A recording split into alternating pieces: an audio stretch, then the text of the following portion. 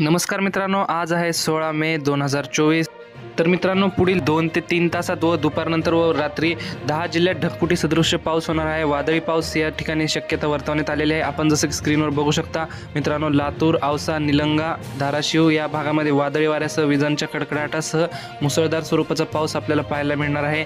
तसंच मित्रांनो, धाराशिव जिल्ह्यामध्ये देखील काही भागामध्ये तुळजापूर, धाराशिव या ठिकाणी मध्यम ते जोरदार स्वरूपाच्या पावसाची शक्यता पाहायला मिळते। तसेच सोलापूर, पंढरपूर या ठिकाणी, मोहोळ, सांगोला या ठिकाणी सुद्धा आपल्याला ढगफुटी सदृश्य पाऊस पाहायला मिळणार आहे पुढील 3 ते 4 तासामध्ये व दुपारनंतर पाहायला मिळणार आहे। एकंदरीत जर विचार केला तर दुपारनंतरच राज्याच्या विविध भागामध्ये पाऊस झालेला आपल्याला पाहायला मिळणार आहे। तुमच्या भागामध्ये देखील जर पाऊस झाला असेल तर आपल्याला कमेंटमध्ये नक्की कळवावं। तुम्ही कोणत्या लोकेशनवरून हा व्हिडिओ पाहता व ती लोकेशन आपल्याला कळवावं। चॅनलला सबस्क्राईब करा व लाईक देखील करा। तर मित्रांनो, आज हवामान ढगाळ पाहायला मिळणार आहे। या ठिकाणी मध्यम ते हलक्या स्वरूपाचा पाऊस आपल्याला पाहायला मिळू शकतो।